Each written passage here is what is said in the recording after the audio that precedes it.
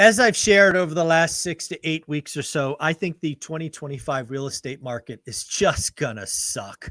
It's going to suck for first-time home buyers. It's going to suck if you're selling a luxury home. It's just going to be bad. However, there is one silver lining. And depending on what side of the fence you're on, you may like it or not, but it is what it is. That silver lining is going to be for real estate investors who do the work, who write disrespectful offers, who follow up and get amazing deals from motivated sellers. We're going to have this conversation with the one and only Stephen Dow from Velocity Mortgage. How you doing, buddy? I'm doing fantastic. And yourself? Awesome. Let's get that marketing spiel out of the way so we can get into the crux of this conversation. Again, although I work very happily for Velocity Mortgage Capital, all the ideas and topics discussed on this channel are that of my own. So let's get it going. Stephen, I've come to realize that 2025, when it goes down in the history books, is going to go down as a horrible real estate year. And you're going to measure that with transactions and this, that, the other. However, I know there are folks in my community, one rental at a time, that will get amazing deals because we only buy deals at cash flow day one. Right. We are willing and prodded and pushed to write disrespectful offers. And thanks to Velocity Mortgage, we have a lot of creative finance tools like the 50-40-10, which is something I leverage on almost all my offers. I write a cash price and I write a 50-40-10 price where the seller takes back 40% of the second. I just feel horrible for 2025 other than real estate investors. It's, we're going to do less than 4 million transactions. Right. First-time home buyers will be 20% of the market instead of 40. Right. And it's going to suck for everybody but us. So it's kind of, I don't know. I don't know how to feel about that. Well, I mean, you start to hear some of these things that are trickling out about, the false jobs report reportings over the, I forgot which quarter. They were saying like 800,000 jobs were like fake. 818. Yeah. 818 disappeared. Yeah. And so it's like, oh, so the jobs market is even, worse when we've got even higher inflation. And so that's going to, I think teeter up to, like you said, lower transactions, but desperate times too, as well, where, people have to sell. And so, with higher rates, people can't refi, especially if it's a short-term ARM or something like that. So, this time around, being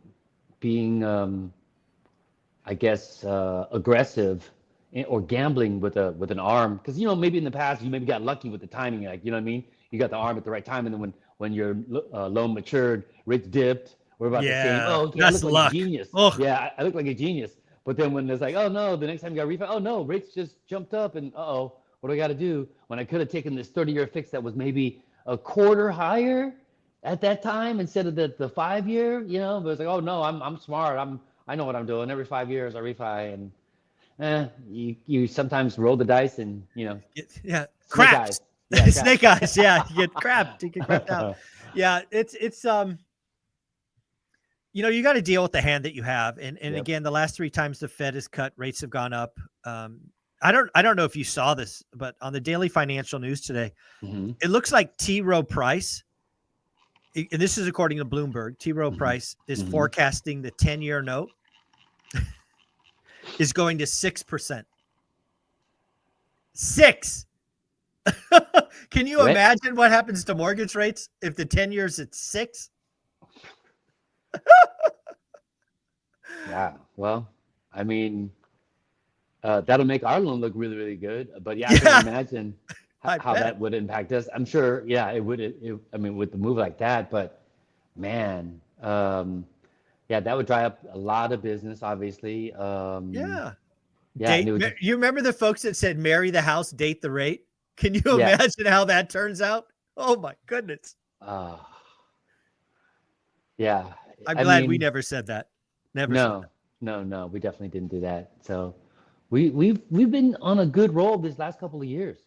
We've been making pretty good calls, and I don't know if it was just good timing, like how we met each other, and then rates dropped, and then you know, but this whole like, we do this business. We really do this. We're not pretenders. We're looking at deals every day. We're helping people every day. And, there's a couple of tenets, and I wrote about this in my book, One Rental at a Time. I never like taking 5-year ARMs. The only time I ever had one, it almost cost me to lose an apartment building. Right. Because you just don't know what the future holds. You know, the absolute shortest ARM I would ever take is a decade. Right. And let's be honest, you would have to beat me up pretty good to take any ARM. Because of you. It's funny. I actually had somebody reach out to me yesterday saying, Michael, I don't know what you're doing. You can't get small multifamily with 30-year debt. I said, you're a moron. Yeah, you can. You absolutely can. I've done it. Yeah, I've done it. And I could still do it tomorrow if I found the right deal. Right. Let me introduce you to my boy, Stephen Dow at Velocity Mortgage. Yeah, again, when I look out at 2025, I feel bad. Because I believe that homeownership is the path to wealth for most people. Agreed. And in 2025, we're likely to do 20 to 25% first-time home buyer transactions. Historically, it's 40. So that's a huge miss. And it'll be the third year in a row of hard misses for that sector. So it's getting pressed. But as an investor, let's be honest. When do I want to buy? There are 2 times I want to buy. One, when there's no competition. Right. And 2, when I can get cash flow in the best deal possible. That's all 2025 is going to be. And then you throw on top of that the disaster that is small multifamily, 5 to 40 units with all this stupid syndication debt blowing up left, right, and center. Right. There's going to be a lot of foreclosures and a lot of pain.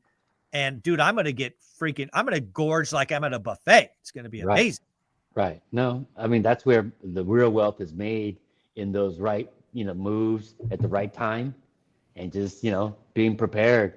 And so it's knowing you have tools and it's discipline, it's consistency. The money's in the follow-up. That's what I think a lot of people get wrong.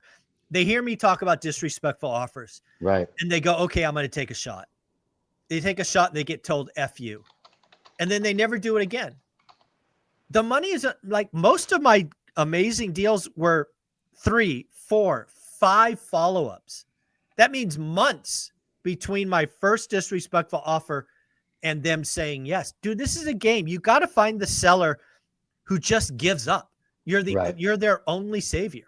Right. And then you get creative with, here's a cash price that's stupid low. But you know what? I have this 50-40-10 from Velocity Mortgage where, you can walk away with 60% of the cash today, and then you carry the other 40%. That product that we kind of beat up and call 50-40-10 is just so flexible and so awesome. Now, it's been a game changer in a lot of different situations that they never thought that was an option, either from the buyer side or even from the seller side. Like, I've had one where it started off with just a regular loan that they submitted in. We couldn't find any comps. So my company said, well, we won't do it at the max, 70%. We'll do it at 50% LTV, but the buyer didn't have the other 50% to put down. But the seller at that point was like, hey, I'm willing to carry if that was an option. And so, yeah, we were the only lender that allowed it, because he had a couple of previous escrows that fell out because they couldn't find comps. I'm sure maybe 1 or 2 lender might have said, hey, we'll do it a lower LTV, but buyer didn't have the rest of it down. But even if the seller was willing to carry, he couldn't. So that one worked out. So it doesn't fit everything, but when it does, it's pretty neat. It's a win-win. Truly, it is a win-win for everybody. Seller gets to sell at his price, gets to sell now. Buyer gets a property that probably cash flows from day one with 10% down. I mean, what else can you ask for from either party? So, it's just the seller just gets some of his money delayed. That's all that really, truly happens. Otherwise, everybody benefits. But, just finding, like you said, the seller just either wants to give up or has enough equity and doesn't need all the proceeds from the sale of the property. That's the situation you kind of want to be in. Yeah. Folks, we haven't talked about the 50-40-10. If you want us to talk about it, leave comments below. Sometimes we feel like we talk about it all the time. Sometimes we feel like we don't talk about it enough. I do think it is a secret weapon for real estate investors. Let us know in the comments below. if you want us to talk about it more. The other thing I think is going to become interesting, and again, something that Velocity offers that I don't know that others do, is sometimes called blanket, sometimes called portfolio loans. Mm-hmm. One of the things that will happen in 2025, in my opinion, is there will be some tired landlords that want out and they just want to sell it all at one time. Right. And in order to find a lender that'll do it, it's pretty hard. But I know Velocity plays in that space. Oh yeah. I assume you're still there, blankets and portfolios? Oh yeah. We're probably one of the more aggressive lenders in that particular space, only because we'll go down to 50,000 per property as far as the minimum value or purchase price for each of the properties that are included in the portfolio or blanket. So, to my recollection, that's the lowest that I know of. Oh yeah. Not to gloat, because I mean that's just so many little guppies to work on. Yeah. To try to gather up, you know what I mean. So it's a lot of work, but yeah, we can play in that space for sure. And you can combine that portfolio aspect along with the 50, 40, 10, or the up to 90% CLTV. Wow. On top of the no ratio, loan, on top of the, can hold title. There's so many little kind of levers you could pull. So given the circumstance, we usually configure a pretty substantially beneficial strategy. You know what I mean? Just given some of the outlying circumstances. Because sometimes people are like, oh man, that I can't get a loan because of this or that. But it's like, well, actually you can.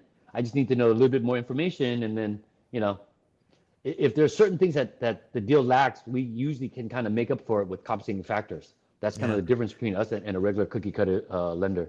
Yeah, again, being a make sense lender is such an awesome thing. Thank you for being on the channel all the time. The other thing you do that no other person do is you allow people to 30-year debt on apartments we talked about, but you can also quote unquote house hack a 6-plex, a 10-plex, or whatever it is, just like Arnold Schwarzenegger did way back in the day. You're still doing that, yeah? Oh yeah, and again, I think I've been hearing a lot of house hacking a lot lately, but it's almost the same premise with the bigger stuff, yeah. Yeah, with apartment hacking, and now you don't have to share a bathroom with anybody. You know what I mean? Yeah. You can kind of have a little bit more privacy, but it's pretty much the same premise. And so the ability to do so, there's some advantage to that as well, because on an owner-occupied multifamily, we can allow loan amounts up to $750,000 and below do not require debt service or DSCR. So it makes it much easier to qualify when you're initially maybe acquiring a property that's maybe a little bit light in the rent. Maybe you come in, you stabilize the property, maybe put in new carpet, paint, whatnot, and increase some of the rents. That might allow you to kind of later on take advantage of the property again, because with the no ratio loan, that allows you to get in because you won't have to qualify going DSCR, and then once you get in, restabilize, and then kind of take advantage of the higher rents at that point. So there's a lot of different things that you could do, especially from an owner-occupied multifamily standpoint. So no ratio, you hold title under an entity, 30-year fixed money. You can even have up to 10 years of interest only to give you a little bit of time, you know what I mean, to kind of get it, stabilized, new paint, new carpet, what have you, new tenants. And then when things kind of start cooking, you can kind of go back on fully amortized and rinse and repeat. Yeah. So there's a lot of little things we could do. Yeah. The other thing I think, we talked about this a little off camera last week, that there's a big Wall Street buyer, probably the largest on the market, has just left the DSCR space. Right. Looks like their portfolio is getting burned because they were a little bit too aggressive. So there's a chance that DSCR loans become much harder to get, much more expensive, lower LTVs, because the big buyer is gone. Right. And it looks like not coming back. So I'm definitely seeing an uptick in business. I'm seeing a lot of requests to have appraisals transferred, from another lender, because that other lender's guidelines changed, or a lot of times they don't get into it just because it's kind of like, oh, hey, your second fiddle, blah blah blah. Yeah, my first choice, whatever, couldn't perform. So, couldn't perform. Can you help me out now? Kind of a thing. So they don't get into all that. It's just, hey, we need to transfer from this other lender, something, so whatever. Yeah. I think you're going to see a lot of that, because I think again, I've been watching DSCR loans the last 6 months or so, and the rates got to be almost conventional. Like there wasn't enough delta. it just became too aggressive. So they're gone. They got burned. They're out. There's a few guppies left, but this is why velocity was always the right answer, right? Wall Street traded, make sense lender, do what you do and don't do what you don't do. You don't try to bend to the market. So shout out to your leadership. Oh, agreed. Very, very fortunate to be led by a great management crew. They've been making some really good moves. Sometimes maybe not from our perspective at the time, like, right. No, it looks good in hindsight. Oh yeah, 2020 vision, hindsight. Especially where we're sitting. Stock prices as high as it's ever been, and the future looks bright. I don't know what the future holds, coming up. I haven't heard much as far as, ramblings about anything, new, because we try to stay in our lane, Yeah, we do exactly. what we do. And that's okay. There's nothing wrong with that. Very well. Yeah, we don't have to have like all this like new shiny, look at all this and all that, and look at my new toy. That doesn't come up that often. So we kind of stay in our lane, but we try to perfect what we do, and that's pretty much all it is. But I'm looking forward to 2025 because where there's pain, we usually find opportunity. As far as with our particular product, the year of the investor, I think Velocity Mortgage is going to be the gorilla in the space because all these pretenders who are leaning on Wall Street are now gone, and many of them are going to close their doors. Right? There's a couple of people I talked to who are sending 90% of their business to that. They're done. They got loans they can't sell. They're going to have to take a loss, and that just destroys their warehouse line. No, agreed. Again, there's so much like ebb and flow with how rates are and things of that nature, to where sometimes lenders can kind of hold off for a little bit on a portfolio, something they can't sell. They'll sit in it for a little bit, and then when the winds change, okay, let me put it back on the market or stuff. But if they can't, and they either got to take a huge loss, and if they don't have the reserves to take that loss, close doors, because and it's happened a lot of times, more often than not. So we'll see. Yeah. So folks, if you want to know about how Velocity can help you, or you want a solid plan B because your plan A is getting a little shaky, they just email you, right, Mr. Siemendow? Please. Yeah, that's usually the best. Again, right down there, sdow@velocitymortgage.com. In the subject line, please put the acronym ORAAT, just so you can make it past the firewall. In the body of the email, if you could please just brief description, what you're looking for, address would be super helpful. At least city and state to make sure I lend there. Your mid-FICO score, best phone number to reach you at, and typically 24, 40 hours, I'll be in touch. I'm slowly starting to catch up with everybody. I apologize for the slight delayed response. I was actually on vacation. I know you probably saw a bunch of the normal videos because we pre-recorded some stuff, ahead of time.